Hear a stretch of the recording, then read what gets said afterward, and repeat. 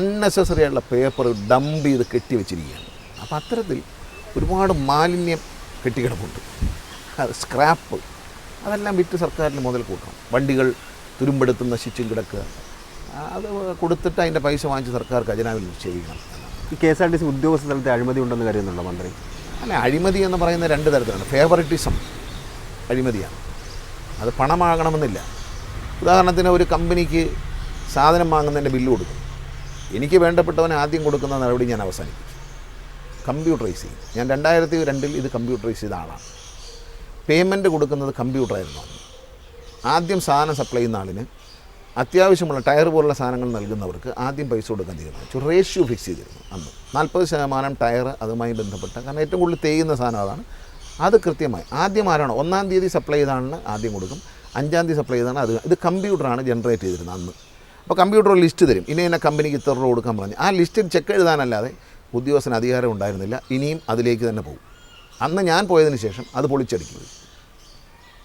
അതിലൊരു സുതാര്യത വേണം. അങ്ങനെ എനിക്ക് ആരോടും ഫേവർ ചെയ്യാനില്ല. അതുകൊണ്ട് ആരും അങ്ങനെ സുതാര്യത വേണ്ട എന്ന് വിചാരിച്ചവരാണെന്ന് തോന്നുന്നു പൊളിച്ചടി. അപ്പോഴേ പൊളിച്ചു അന്വേഷിച്ചു. നിങ്ങൾ ആ ചരിത്രം പരിശോധിക്കണം, അന്ന് എങ്ങനെ കൊടുത്തിരുന്നു. അതുപോലെ ഈ പാർട്സ് വാങ്ങുന്നത്, ഇതൊക്കെ ഞാൻ പറയുന്ന പരിഷ്കാരങ്ങൾ. പാർട്സ് വാങ്ങുന്നതിൽ എൻ്റെ അന്നത്തെ ഒരു ശൈലി ഞാൻ വീണ്ടും ആവർത്തിക്കും. കേരളത്തിലെ വകുപ്പുകളിൽ ഏറ്റവും ശക്തമായിട്ട് തൊഴിലാളി സംഘടനയുള്ള വകുപ്പാണ് KSRTC. ആന്റണി രാജു നേരിട്ട് ഏറ്റവും വലിയ പ്രതിസന്ധി തൊഴിലാളി സംഘടനകൾ നേരിട്ടിറങ്ങി മുദ്രാവാക്യം വിളിക്കുന്നത് നമ്മൾ കണ്ടിട്ടുണ്ട്. മന്ത്രിക്കെതിരെ വിളിക്കുന്നുണ്ട്, CMDക്കെതിരെ വിളിക്കുന്നുണ്ട്. തൊഴിലാളി സംഘടനകളെ എങ്ങനെ മാനേജ് ചെയ്യും?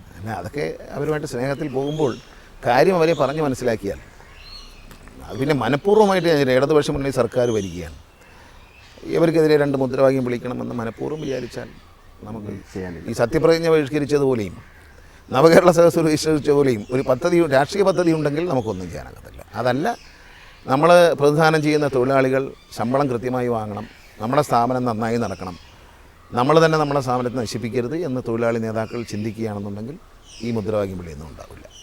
അല്ലെങ്കിൽ ഉണ്ടാവും. ഇപ്പോൾ ആന്റണി രാജുവിനുള്ള വിരോധമല്ല, CMDയോടുള്ള വിരോധമല്ല, ഇടതുപക്ഷ സർക്കാരല്ലേ ഭരിക്കുന്നത്, എന്നാൽ അവരെ ഈത്ത് പറയാം എന്ന് അങ്ങനെ വിചാരിക്കരുത്. അങ്ങനെ വിചാരിക്കാൻ പറ്റിയൊരു സ്ഥലമല്ല ഇപ്പോൾ KSRTC എന്നാണ് എനിക്ക് തോന്നിയിട്ടുള്ളത്. അവരങ്ങനെ വിചാരിച്ചാൽ നമ്മൾ നേരിടും. വരട്ടെ, അപ്പോഴല്ലേ. അതൊന്നും അങ്ങനെ ആരെയും അടിച്ചമർത്തിയും ഞാൻ ഇടതുപക്ഷത്തോടൊപ്പം പ്രവർത്തിക്കുന്ന ആളാണിപ്പം. എന്നെ സംബന്ധിച്ച് അങ്ങനെ അടിച്ചമർത്തിയും ബലം പ്രയോഗിച്ചു ഒന്നും ഒരു കാര്യം ചെയ്യാൻ ആഗ്രഹിക്കുന്നതിന് അതിനുള്ളൊരു കാലമല്ലത്.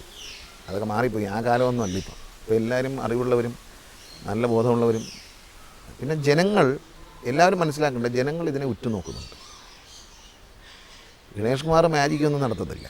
ഞാൻ എൻ്റെ കഴിവിനനുസരിച്ച് എന്നുള്ള കാര്യങ്ങൾ ഞാൻ പറഞ്ഞില്ല. എളിയ നിലയിൽ ചില പ്രവർത്തനങ്ങൾ ചെയ്യും. ചിലപ്പോൾ അതിന് നമ്മൾ എളിയ നിലയിൽ പ്രവർത്തിക്കാൻ ചിലപ്പം ഗുണം കിട്ടും, ചിലപ്പം പൊളിഞ്ഞു പോകും. ഒന്നും പറയാനൊക്കത്തില്ല. അങ്ങനെ ഇപ്പം ജയിപ്പിച്ച് കളയുമെന്നൊന്നും പറയാൻ ഞാൻ ആരുമല്ല. അതൊന്നും പറ്റുന്നൊരു സാഹചര്യമല്ല അവിടെ ഉള്ളത്. ഗതാഗത മന്ത്രിയായിരുന്നു കേരളത്തിൽ ആദ്യമായിട്ട് ചെറിയ ബസ്സുകൾ അത് വീണ്ടും വരും. അത് വീണ്ടും കൊണ്ടുവരണം. കാരണം എന്ന് വെച്ചാൽ ഒരു ബസ്സിൻ്റെ ശരാശരി മൈലേജ് എന്ന് പറയുന്നത് 3 കിലോമീറ്ററാണ് ഇപ്പോൾ KSRTC. മറ്റേ വണ്ടി ഓടിച്ചാൽ 7 കിലോമീറ്റർ കിട്ടും. ടയറിനും വില കുറവാണ്. പിന്നെ മാത്രമല്ല പല റൂട്ടുകളിലും ഒരു 10-30 പേരിൽ കൂടുതലൊന്നും വണ്ടിയിലില്ല. ഇനി ജനകീയ ആസൂത്രണം വന്നതോടുകൂടി, ത്രിതല പഞ്ചായത്ത് സംവിധാനം വന്നതോടുകൂടി ഒരുപാട് പുതിയ റോഡുകൾ ഉണ്ടായി. ജില്ലാ പഞ്ചായത്തിൽ നിന്നും പഞ്ചായത്തൊക്കെ ജനപ്രതിനിധികൾ അവരുടെ ഒരു കഴിവ് ഉപയോഗിച്ച് കാലാകാലങ്ങളായി ഒരു 10-20 വർഷത്തിനിടയിൽ ഒരുപാട് പുതിയ റോഡുകൾ സൃഷ്ടിച്ചെടുത്തു. നമ്മുടെ ഗ്രാമപ്രദേശങ്ങളിലൊക്കെ നല്ല റോഡുകൾ ഉണ്ടായിട്ടുണ്ട്, നല്ല കണക്ടിവിറ്റി ഉണ്ടായിട്ടുണ്ട്. ആ കണക്ടിവിറ്റികളെ ഉപയോഗിക്കാൻ ചെറിയ ബസ്സാണ് നല്ലത്. ഞാൻ എൻ്റെ വിശ്വാസത്തിൽ ഉറച്ചു നിൽക്കുന്നു. അപ്പോൾ അതിന് 2 കണ്ടക്ടർ വേണ്ടി, കണ്ടക്ടറൊന്നും ഇല്ലാതെയും ചെയ്യാൻ പറ്റണം. ഇപ്പം നമ്മൾ എല്ലാം ഗൂഗിൾ, ചായക്കടയിൽ പോലും ഗൂഗിൾ പേ ആണ്. എന്തിന് അമ്പലത്തിലും പള്ളിയിലും പോലും ഗൂഗിൾ പേ ആണ്. KSRTC ഗൂഗിൾ പേ വരും. വേണമല്ലോ, പൈസ പേ ചെയ്യട്ടെ. ആൾക്കാർക്ക് എളുപ്പമില്ലേ മനുഷ്യൻ. അത് നല്ലൊരു ആശയമാണ് ആൾക്കാർക്ക്. ഇപ്പോൾ എവിടെ ഈ പറഞ്ഞ കറക്റ്റാണ്. എല്ലാവരുടെയും മൊബൈലിൽ ഗൂഗിൾ പേ ഉണ്ട്. നമ്മളെന്തിനാണ് അത് ഒഴിവാക്കുന്നത്? പേ കിട്ടുന്നേ, ഈ കാശ് കൊണ്ട് നടക്കണ്ടല്ലോ. കാരണം ഇന്ത്യ മുഴുവൻ ഓൺലൈൻ എന്നൊക്കെ പറയുമ്പോൾ നമ്മൾ മാത്രം ഈ നോട്ടെണ്ണി എടുത്ത്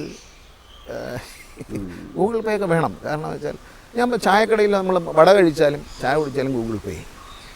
എന്തിന് അമ്പലങ്ങളിലും പള്ളികളിലും വരെ ഗൂഗിൾ പേ.